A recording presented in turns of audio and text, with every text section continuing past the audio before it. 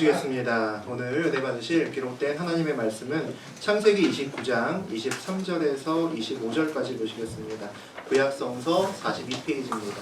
창세기 29장 23절에서 25절 말씀 보시겠습니다. 말씀 읽겠습니다. 저녁에 그의 딸 레아를 야곱에게로 데려가 야곱이 그에게로 들어가니라.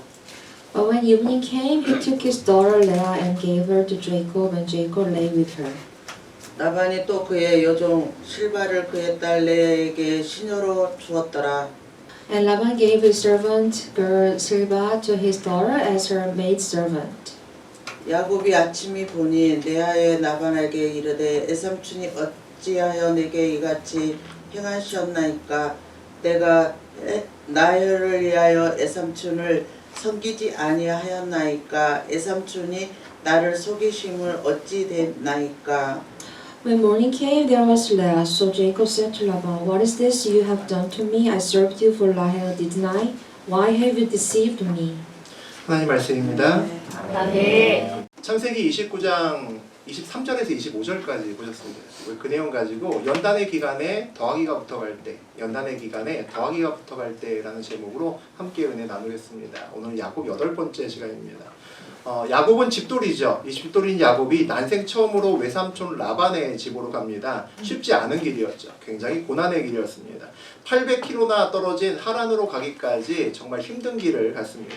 우리 지난 시간에 하란의 근처에 있는 우물가에 도착을 했고 거기에 목자들을 많이 만나죠. 양들과 목자를 만납니다. 그들에게 수소문해서 이제 라반의 집을 알아내려고 합니다. 그러던 차에 라헬이 그 우물가로 오게 되죠. 그래서 라헬과 만나는 이야기를 함께 나누었습니다. 라헬에게 잘 보이기 위해서 그 야곱이 안 하던 짓을 하죠. 형 에서처럼 막 힘 좋은 에서처럼 큰 우물가에 돌을 막 옮기고 양들을 먹이는 막 그런 짓들도 합니다. 그런 이야기를 지난 시간에 나누었죠. 야곱은 결국 삼촌 라반의 집으로 갑니다. 크게 환영을 받죠. 그리고 회포도 풀고 아주 즐거운 시간을 보냅니다. 그렇게 한 달쯤 지났을 때 삼촌 라반이 어느 날 우리 야곱을 부르는 장면을 마지막에 봤습니다. 우리 15절 다시 한번 읽어보겠습니다. 라반이 야곱에게 이르되 내가 비록 내 승질이나 어찌 그저 내 일을 하게 되냐 내 품삯을 어떻게 할지 내게 말하라.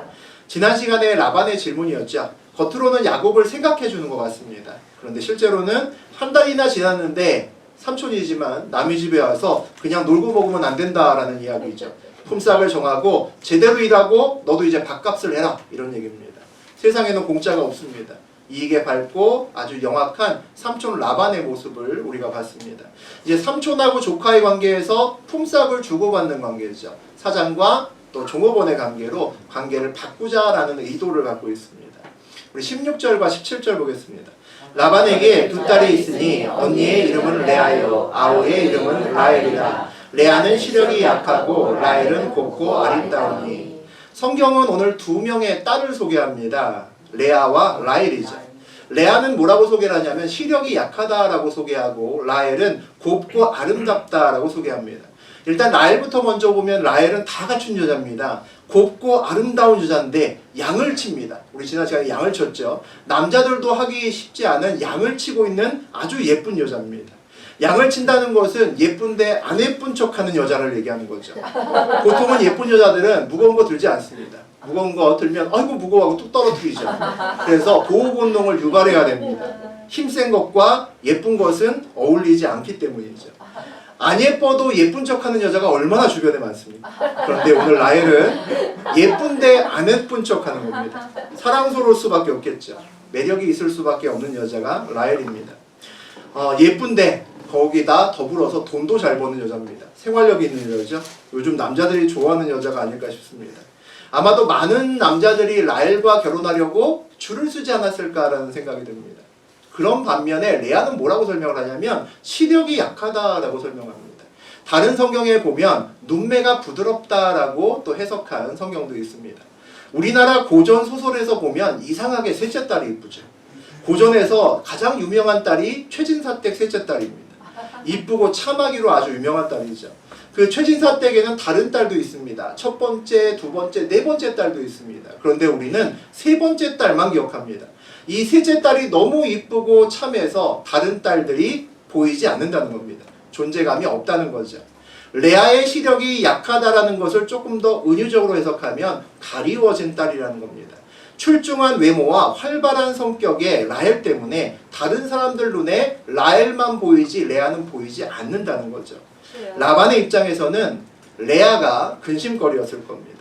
라헬은 쉽게 자리를 골라서 시집 보낼 수 있습니다. 아마 옛날 같으면 요즘 같으면 면접까지 봐야 됐을 수도 있습니다. 번호표 받고 대기해야 됐을 수도 있습니다. 그런데 레아는 그렇지가 않았다는 거죠. 레아는 앞으로 시집 보내고 살아가기에 쉽지 않은 그런 딸이었다는 겁니다. 하란의 다른 청년들도 라헬을 굉장히 좋아했을 겁니다. 근데 야곱은 라헬을 유난히 더 좋아하지 않았을까 싶습니다. 사람은 오래 사귀어봐야 그 속을 알 수 있죠. 우리가 보통 젊은 날에 우리 청년들이 뭐 미팅을 하거나 소개팅을 하거나 그래서 이성을 만날 때 이 사람하고 계속 사귈까 말까, 다음에 두 번째 만남, 세 번째 만남을 가질까 말까 결정할 때 가장 중요한 것은 첫인상입니다. 알 수가 없으니까 첫인상에게 나에게 첫인상에서 얼마나 많이 호감도를 주었는지에 따라서 보통 바뀝니다. 그 호감도가 보통은 첫인상에 의해서 바뀌기 때문이죠. 야곱이 라헬을 처음 만난 곳은 지난 시간에 우물가였습니다. 알지도 못하고 먼 외국 땅에 와서 도대체 삼촌 라반을 한 번도 본 적이 없으니까 어떻게 생겼는지도 모르고 도대체 어떻게 찾아가야 될까 걱정과 근심이 가득하던 차에 백마탄 왕자가 아니라 흰 양떼를 몰고 나타난 소녀가 바로 라헬이었습니다.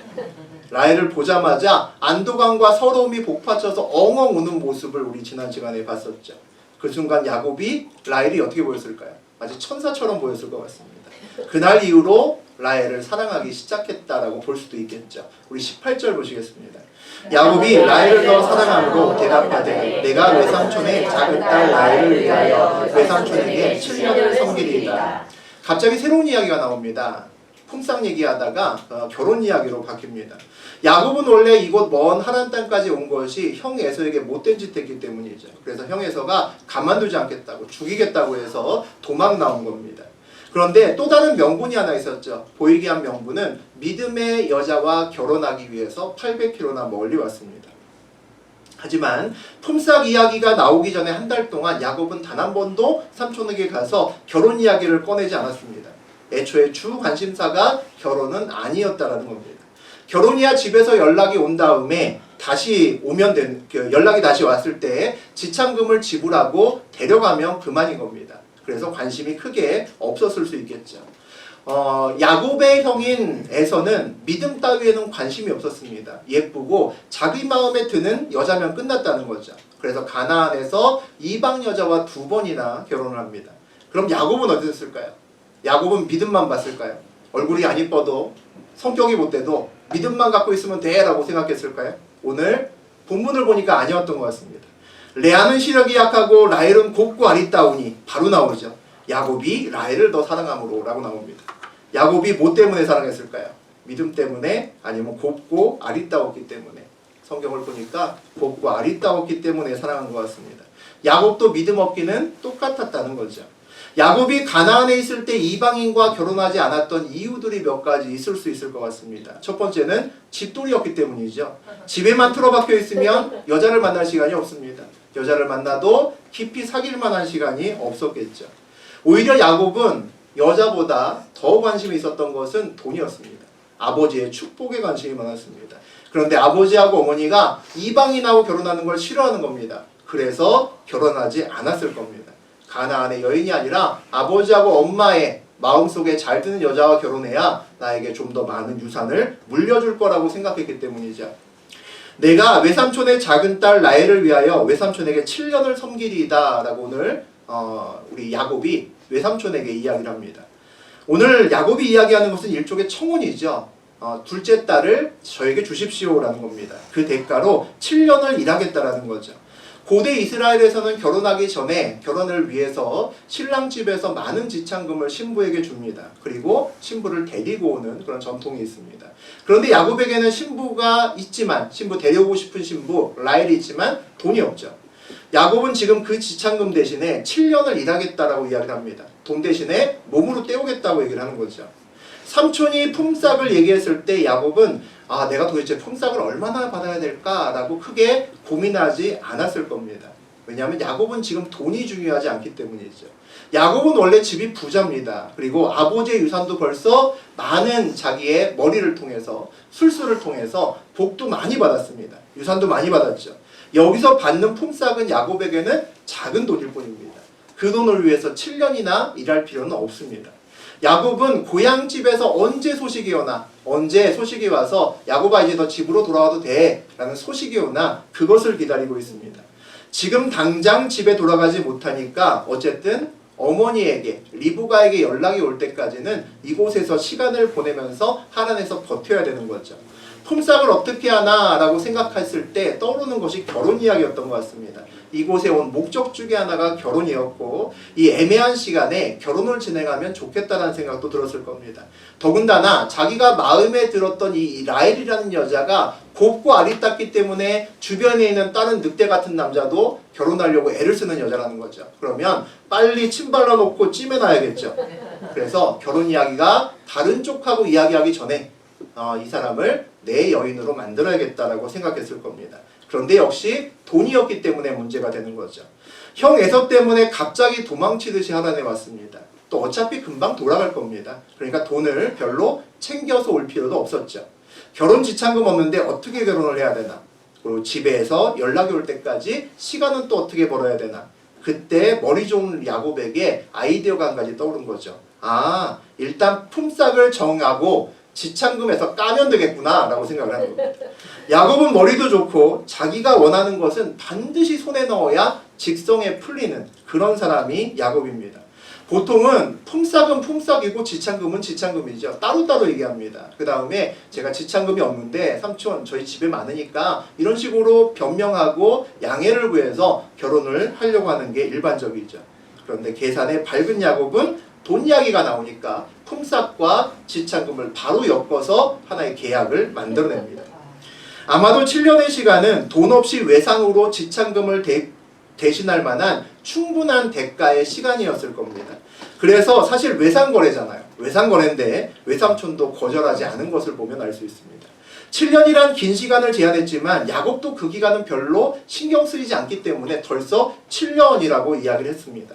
어차피 조만간에 집에서 연락 오면 그때 돈으로 갚고 가면 되기 때문이죠. 시간을 벌자라는 생각만 했습니다. 고향에서 연락이 올 때까지만 라헬을 아내로 찜해놓기만 하면 그것으로 만족이었던 거죠. 19절 보시겠습니다. 라반이 이르되 그를 내게 주는 것이 타인에게 주는 것보다 나으니 나와 함께 있으라. 만약에 여러분이 어떤 여자를 사랑해서 그 집에 가서 그의 아버지 부모님께 청혼을 했는데 그 아버지 장인이 라반처럼 얘기하면 기분이 어떠실까 모르겠습니다. 사위로 맞으면서 자네 정말 마음에 드네. 내 딸 잘 부탁하네. 이렇게 하는 것이 아니라 다른 사람한테 주는 것보단 당신은 대주는 게 좀 나을 것 같소. 라는 식으로 얘기를 하면 일단 빈정이 상할 겁니다. 이게 좋다는 건가 싫다는 건가, 저 장인이 내가 마음에 든다는 건가 안 든다는 건가 헷갈린다는 거죠. 라반은 모든 일에 비교하고 계산기를 두드려서 손익계산을 따지는 사람입니다. 계산기를 두드리니까 야곱에게 라헬을 주는 것이 그렇게 수지타산이 맞는 장사가 아닐 수도 있겠다는 생각이 자꾸 걸려드는 거죠. 그래서 흔쾌히 승낙하는 것이 아니라 애매하게 이야기를 하는 겁니다. 남에게 주는 것보다는 조카 너에게 주는 것이 나은 것 같아 라고 얘기를 하는 거죠. 말 속에 아주 탐탁치는 않다라는 생각을 지울 수가 없습니다. 라반의 머릿속에는 지난 옛날에 자기 누이 동생의 결혼식을 기억하지 않을 수가 없었을 겁니다. 그때는 아브라함이 보낸 늙은 종이 무려 낙타 10필에 온갖 비싼 것들을 바리바리 싸들고 와서 자기 누이 동생 리브가를 아내로 데려갔었습니다. 아마 그때 하란에 있던 모든 사람들은 그 낙타에 실려있던 그 금은보화를 보고 아마 입이 떡 벌어졌을 겁니다. 그래서 하루 만에 보지도 않고 결정했습니다. 이 정도 갖고 왔으니까 어마어마한 부자구나. 야, 너 팔자 폈다. 가라. 또 바로 결정했고 다음날 리브가가 바로 먼 800km 떨어진 땅으로 시집을 갑니다. 그런데 오늘 야곱은 멀리 와서 아무것도 들고 오지 않아서 안 온 다음에 몸으로 때우겠다는 겁니다. 물론 집에 자기 재산도 많고 부자라고 말했겠지만 눈으로 확인되지 않았으니까 100% 믿기는 어렵다는 거죠. 무일푼 청년이 와서 내 능력 하나 보고 딸을 달라는 겁니다. 그것도 다른 딸도 아니고 온 집안의 자랑이고 온 동네 청년이 눈독 들이고 있는 라헬을 달라는 거죠.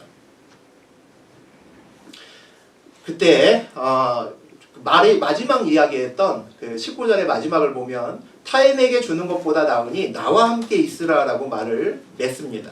그 뒤쪽의 말에 나와 함께 있으라라고 하는 것이 라반의 깊숙한 그 마음 속에 있는 생각일 겁니다. 미온적인 태도죠. 일단 있으면서 생각해보자라는 말입니다.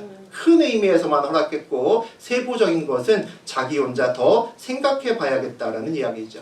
그런 이야기를 하면서 라반이 말을 끝냅니다. 20절 같이 보겠습니다. 야곱이 라헬을 위하여 7년 동안 라반을 섬겼으나 그를 사랑하는 까닭에 7년을 며칠같이 섬겼더라. 야곱은 의심을 전혀 하지 않았던 것 같습니다. 7년을 섬겼습니다. 대충 섬겼을까요? 전심으로 섬겼을까요? 전심으로 섬겼다라고 되어 있죠. 그를 사랑하는 까닭에 7년을 며칠같이 섬겼더라. 이렇게 나와 있습니다.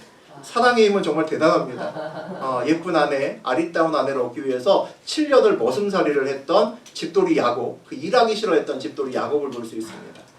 7년을 며칠처럼 섬겼다는 것은 얼마나 열심히 일을 했다라는 것을 우리가 알 수 있습니다. 야곱은 무엇인가 탐나는 것이 있으면 집착하고 수단과 방법을 가리지 않고 내 것을 만들어내는 그런 사람입니다. 그래서 탐나는 형 에서의 장자권과 유산을 뺏기 위해서 정말 별의별 짓을 다 했죠. 그래서 결국 자기 것으로 만들었습니다. 이번에는 동네 사람들이 다 탐내는 아름다운 여인 라헬을 자기의 신부로 맡기 위해서 7년을 머슴살이하면서 버텨냅니다. 시간이 흘러서 약속한 7년이 다 되었습니다. 우리 21절 보겠습니다. 야곱이 라반에게 이르되 내 기한이 찼으니 내 아내를 내게 주소서 내가 그에게 들어가겠나이다. 결혼을 라반이 먼저 이야기하지 않았습니다. 시간이 다 되었는데도 외삼촌이 말이 없으니까 기다리다 못해서 야곱이 들어가서 또 이야기를 한 겁니다. 아내를 달라고 이야기를 했던 거죠. 라반은 당연히 주어야 될 것이 있음에도 절대 먼저 이야기하지 않는 사람입니다. 그래야 돈을 번다고 생각하기 때문이죠. 갑과 을의 관계에서 나보다 많이 가진 사람이 아랫사람인 내가 이야기하지 않아도 먼저 약속을 실행하는 사람은 굉장히 좋은 사람입니다. 그런 사람을 보스로 모시고 있다면 감사의 조건이 될 수 있습니다. 네. 세상에는 그런 사람보다 오늘 우리가 함께하는 라반과 같은 사람이 더 많기 때문입니다. 말하지 않으면 약속했던 것도 안 주려고 합니다. 말을 해도 생색내고 약속보다는 늦게 주려고 하고 적게 주려고 하는 사람이 얼마나 많은지 모릅니다. 라반은 정당하게 대가를 지불해야 할 것에 대해서도 상대편에서부터 먼저 아쉬운 소리가 먼저 나와야 그 다음에 움직입니다. 언제나 상하관계를 각인시키겠다는 거죠. 자기가 무엇인가 은혜를 베푼다는 것을 상대편이 반드시 기억하게끔 만들고 싶다는 의중이기도 합니다. 반대로 라반과 같이 아랫사람을 다루면 아랫사람은 윗사람을 존경하지 않습니다. 몸으로 복종은 하지만 마음으로 따르지는 않는다는 거죠. 윗사람은 약속을 지켰고 베풀었다고 생각하지만 아랫사람은 이미 대가를 다 지불했다고 생각합니다. 정당하게 받아야 될 건데 힘들게 받았다라는 생각이 들면 감사의 마음은 그 순간 날아갑니다. 입으로는 감사한다고 하지만 마음에는 감사가 사라진다는 거죠.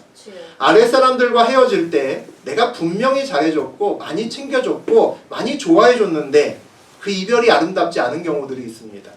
내가 라반과 같은 면이 있지 않나 생각해 볼 필요가 있다는 거죠. 우리 22절에서 24절까지 보시겠습니다. 라반이 그곳 사람을 다 모아 잔치하고 저녁에 그의 딸 레아를 야곱이 그에게로 들어가니라. 라반이 또 그의 여종 실바를 그의 딸 레아에게 시녀로 주었더라. 야곱이 이제 시간이 다 되어서 아내를 달라라는 말에 라반이 미적거리지 않고 기다렸다는 듯이 바로 동네 사람들을 모아서 혼인잔치를 합니다. 이상한 일이죠. 기한이 다 되어도 아무 말 안 하고 있다가 막상 아내를 달라고 재촉을 하니까 속전속결입니다. 바로 동네 사람들을 모시고 초대해서 바로 잔치를 합니다. 평소 라반과 달랐다는 거죠. 무언가 꿍꿍이가 있다는 겁니다. 고대 이스라엘에서는 신분집에서 결혼 전에 약간 7일 정도 동안 큰 잔치를 합니다. 내 딸을 시집 보냅니다 라고 자랑을 하는 거죠. 그리고 나서 결혼을 합니다. 저녁에 그의 딸 레아를 야곱에게 데려가매 야곱이 그에게로 들어가니라. 7일 후에 정말 황당한 사건이 일어납니다. 레아를 달라고 했는데 라헬을 달라고 했는데 야곱의 아버지가 야곱에게 라반이 누굴 데려갑니까? 레아를 데려갑니다. 말도 안 되는 거죠. 야곱이 라헬과 레아를 구분하지 못했을 리가 없습니다. 7년 동안 같이 일했기 때문에 레아와 라헬을 누구보다 정확하게 구분하는 사람이 야곱이었을 겁니다. 그런데 구분하지 못했다는 거죠. 몇 가지 이유가 있을 것 같습니다. 첫 번째 보니까 저녁에 데려갔습니다. 깜깜한 밤에 칠랑초소에 여인을 데려간 거죠. 오늘날처럼 전기가 있던 시절이 아니었으니까 시골의 밤은 어둡습니다. 결혼식도 아마 초승달이 뜨거나 달이 뜨지 않는 날 결혼식을 잡았지 않았을까 싶습니다. 어두워서 레아와 라헬이 도대체 구분되지 않는 그때에 레아를 슬쩍 집어넣었다는 얘기죠. 고대 이스라엘에서는 신부는 신랑에게 들어갈 때 얼굴을 가리는 면사포를 쓰고 들어갑니다. 아마도 면사포를 암막 커튼 같은 것으로 제사를 했습니다. 절대 안쪽이 보이지 않도록 그렇게 했겠죠. 면사포 사이로 조금이라도 라헬을 알아보면 곤란합니다. 또한 신부집에서 잔치할 때는 언제나 포도주가 있습니다. 포도주가 풍성하죠.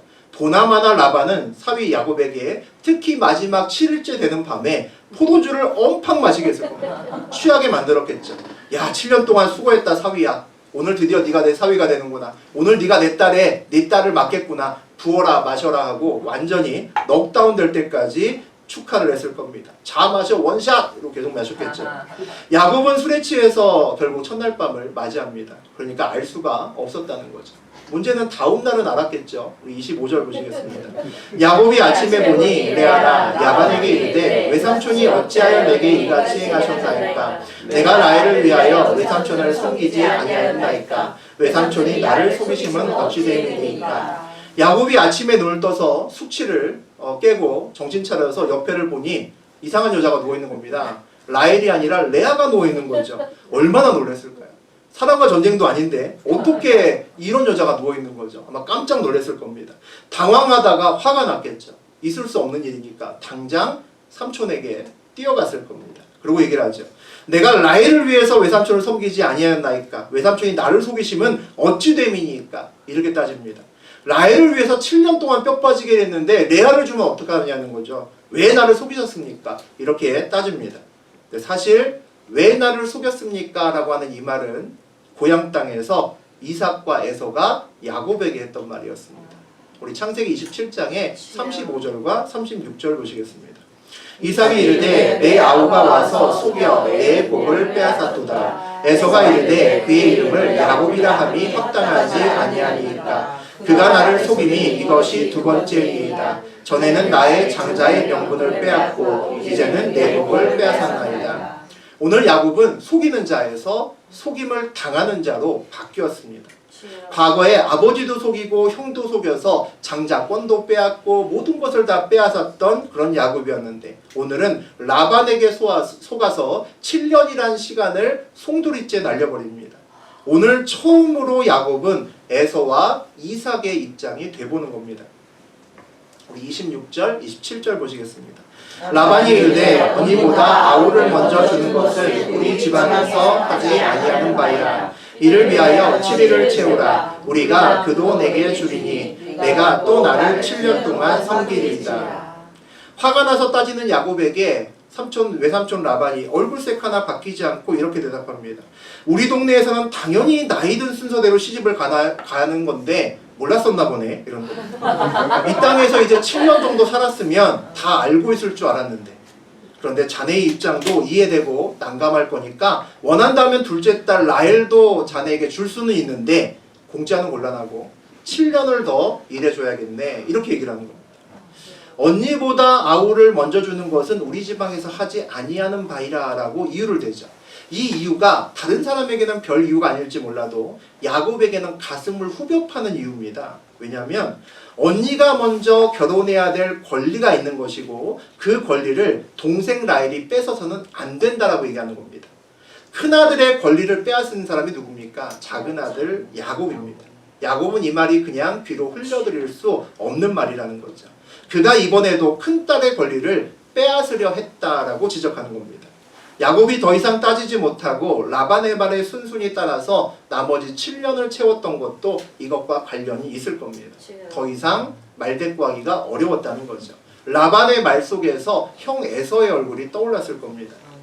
야곱이 기한이 다 찼으니 아내를 주십시오라고 아까 몇 절 전에 이야기를 합니다. 거기에 라헬이라는 이름이 등장하지 않죠. 물론 라헬이라고 얘기하지 않아도 뭐 당연히 그동안 약조를 했으니까 의심하지 않았겠죠. 근데 라반이 빨리 잔치를 베풀고 후다닥 결혼을 시킵니다. 아마 라반이 그렇게 얘기했을 수도 있을 것 같습니다. 내가 언제 라헬을 주려고 했냐고 얘기할 수도 있었겠죠. 네가 안 해달라고 하니까 난 당연히 큰딸 얘기하는 줄 알았다 라고 아마 줬을 겁니다. 아주 머리가 좋은 라반이죠. 야곱에게 최대한 얼마까지 이익을 볼 수 있을 건지 정확히 계산합니다. 그래서 그 한계는 14년이라고 생각을 했던 것 같습니다. 또다시 7년을 일하면 라헬을 주겠다고 하면 난리가 날 게 분명하죠. 그러니까 이번에는 바꿉니다. 라헬을 먼저 줄 테니까 7년을 더 일하라고 얘기를 하죠. 참 대단하죠. 요즘 말고 요즘 우리 젊은 친구들은 잘 모르는 속담이지만 우리 때도 아니고 우리 부모님 세대에서 유행했던 속담 중에 하나가 서울 가면 눈 감으면 코 베어 간다라는 얘기가 있었습니다. 어수룩한 시골 사람이 서울 도시로 나오면 그보다 몇 수 위의 사람들이 사기를 쳐서 다 뜯어낸다는 얘기죠. 시골에서는 아주 유명한 사기꾼이었습니다. 영악하고 욕심 많은 야곱이 도시에서 자기보다 몇 단계 수가 높은 라반을 오늘 만납니다. 그리고 야곱은 속임을 당한다는 것이 얼마나 사람을 분하게 하고 힘들게 하는 것임을 아마 오늘 처음 깨달았을 겁니다. 라반은 나쁜 쪽으로 천재고 야곱을 가지고 놀 만큼의 수단이 있었던 사람이었기 때문이죠. 정말 속담대로 뛰는 놈 위에 나는 놈이 무엇인지 보여주는 라반입니다. 우리 28절에서 30절 보시겠습니다. 야곱이 그대로 하여 그 7일을 채우되 라반이 딸 라헬도 그에게 아내로 주고 라반이 또 그의 여종 비라를 그의 딸 라헬에게 주어 시녀가 되게 하매 야곱이 또한 라헬에게로 들어갔고 그가 레아보다 라헬을 더 사랑하여 다시 7년 동안 라반을 섬겼더라. 야곱은 결국 라헬을 얻었습니다. 하지만 불필요한 대가를 지불을 했죠. 7년이었으면 좋겠을 것을 라헬을 얻기 위해서 14년을 일한 것이 되었습니다. 라반은 처음부터 14년 동안 일하면 만약에 라반이 처음부터 야곱에게 14년을 일하면 1+1으로 라헬에게 레아를 얹어주겠다고 했으면 야곱은 절대 안 했을 겁니다. 안 했겠죠. 라반도 자기가 원하는 것을 얻기 위해서 수단과 방법을 가리지 않고 일을 만들어내는 것을 우리가 볼 수 있습니다. 사기치는 사람들이 어떤 사람에게 어수룩한 사람에게 1억을 빼앗아야겠다라고 생각할 때 처음에 1억을 투자하라고 얘기하지 않습니다. 1억 가진 사람에게 몽땅 다 달라고 그러면 안 주죠. 그러니까 반만 달라고 합니다. 5천만 원만 투자하면 단기간에 내가 2~3배 불려줄게 라고 얘기합니다. 그리고 5천을 받고 난 다음에 얼마 얘기하는 거죠. 다급하게 갑니다. 문제가 터졌다고. 3천만 원이 급한데 이것만 바로 막으면 얼마 있다가 몇 배를 갚아줄 수 있는데 지금 그것 때문에 먼저 투자했던 5천만 원도 다 날리게 됐다고 얘기합니다. 그러면 뭐라고 어떻게 합니까? 3천만 원 주겠죠. 그러다가 좀 이따 다시 옵니다. 이번이 마지막이라고. 2천만 원 있으면 이제 일이 다 끝나는데 그게 없어서 마무리가 안 된다고 그럽니다. 그런데 2천만 원이 없다고 그럽니다. 그러니까 자기 가지고 있던 돈 다 줍니다. 처음에 투자한 5천이 아까워서 전부를 투자하죠. 그래서 1억이 넘게 날립니다. 이게 사기의 정석이죠. 정확히 오늘 라반은 그 수순대로 야곱을 몰아갔습니다. 라반은 라헬보다 레아를 시집 보내야 된다는 부담감을 가지고 있었을 겁니다. 라반은 처음부터 14년을 일을 시키고 레아와 라헬을 모두 다 야곱에게 주려고 생각을 했을 겁니다. 7년 일하고 만약에 나머지 7년 못하겠다고 해도 남은 라헬은 얼마든지 시집 보낼 수 있기 때문에 라반 입장에서는 전혀 손해보는 것이 아니라는 거죠. 무조건 남는 장사입니다. 오늘의 이야기는 어찌 보면 시골 사기꾼 야곱이 도시 사기꾼 라반에게 당하는 이야기가 나와 있습니다. 아주 유명한 이야기이기도 합니다. 그런데 오늘의 야곱의 이야기는 성경에 기록되어 있음에도 불구하고 역시 하나님이 나오지 않습니다. 지난 시간과 마찬가지죠. 야곱과 라반의 머리 싸움에 대한 이야기만 있을 뿐입니다. 그리고 이 이야기는 라반의 완전한 KO승으로 끝나죠. 야곱은 매일 승부에서 이기기만 했던 사람입니다. 고향 땅에서 한 번도 진 적이 없고 본인이 원했던 것은 다 가졌던 그런 사람입니다. 아마 야곱이 이렇게 속수무책으로 당한 것은 태어나서 아마 처음일 겁니다. 그동안 남의 것을 속이고 빼앗는 야곱이 정말 얄미워 라고 생각하면서 저와 함께 설교를 들으면서 나누었던 사람이 있다면 오늘 아이고 고소해라 속이다 15나네 하실 수도 있겠습니다. 우리가 봐도 정말 못된 야곱의 잘못된 성품을 고치기 위해서 하나님은 라반을 이용하셨습니다. 그리고 그 못된 성품을 고치려니 정말 힘든 사람을 부질 수밖에 없었고 또 짧은 시간이 아니라 긴 시간이 필요하셨을 겁니다. 그 성품과 믿음으로는 아브라함에게 약속하신 하나님의 복을 이어갈 수 없었기 때문이죠. 하나님은 야곱이 하란으로 올 때 반드시 야곱을 고향 땅으로 돌아오게 하겠다라고 약속하셨습니다. 그런데 그 약속에는 언제 돌아오게 하겠다라는 것은 말씀하시지 않았다는 거죠. 왜 그럴까요? 그것은 야곱에게 달린 것이기 때문입니다. 야곱이 빨리 바뀌면 금방 돌아올 것이요, 안 바뀌면 계속해서 늘어갈 것이기 때문입니다. 그 긴 시간의 시작은 처음 한 달이었습니다. 만약 한 달 되는 시점이 아니라 라반이 6개월쯤 지나서 만약에 품삯에 대한 것을 물어봤다면 야곱이 오늘처럼 쉽게 7년을 일하겠다라는 식으로 이야기하지 않았을 겁니다. 그러면서 자기 스스로 올무를 만들려고 하지 않았다는 거죠. 처음 한 달이 7년이 더해지고 또다시 7년이 더해지고 결국 20년까지 이어집니다. 그리고 그 시간 동안에 야곱은 더디지만 조금씩 바뀌어가는 장면을 우리가 계속 나눌 겁니다. 하나님이 이끄시는 연단의 시간에 사람의 계획이 들어가면 그 시간에 보통은 더하기가 붙어 들어갑니다. 사람의 계획은 연단의 시간을 줄이기 위해서 환경을 바꾸려고만 노력하기 때문입니다. 그런데 하나님이 허락하신 연단은 환경이 바뀌어야 끝나는 것이 아니라 내가 바뀌어야 끝이 나기 때문에 문제가 생깁니다. 연단은 나의 믿음과 성품에 달려있기 때문입니다. 연단의 시간에 더하기가 아니라 빼기나 나누기가 붙게 하려면 그 연단의 시간에 환경이 아니라 하나님을 붙들어야 된다는 거죠. 그 연단의 주체가 세상이 아니라 하나님이기 때문입니다. 야곱이 라반이 아니라 하나님을 붙들고 씨름했다면 그 결과가 달라졌을 겁니다. 라반이 아니라 고향 땅으로 돌아가게 하시겠다는 하나님의 약속을 붙들고 하나님과 대화하고 씨름했어야 된다는 이야기죠.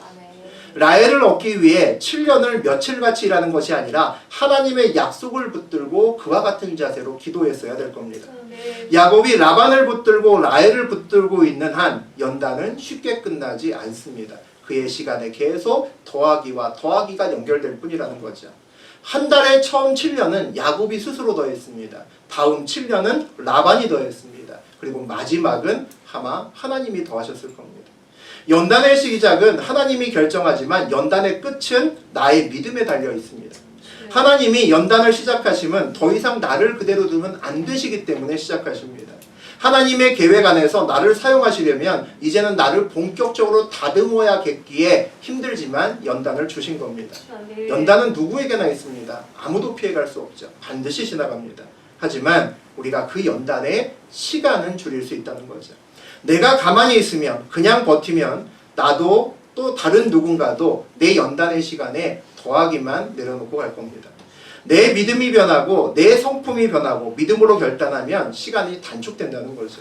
그래서 그 시간 동안 우리는 환경이 아니라 나를 바꾸기 위해서 나의 믿음과 나의 성품을 바꾸기 위해서 하나님과 씨름해야 된다는 겁니다. 지금 연단의 시간 중에 있는 사람도 계실 겁니다. 환경이 아니라 하나님 붙으셨으면 좋겠습니다. 하나님의 약속과 말씀을 붙들고 믿음으로 결단하셨으면 좋겠습니다. 그것이 연단의 시간을 줄이고 쓰임의 시간을 길게 하는 가장 기본적인 성경의 원리입니다. 야곱과 같이 되지 않고 빨리 그 연단의 시간을 지나가는 저하고 여러분 되셨으면 좋겠습니다. 네, 우리의 말씀.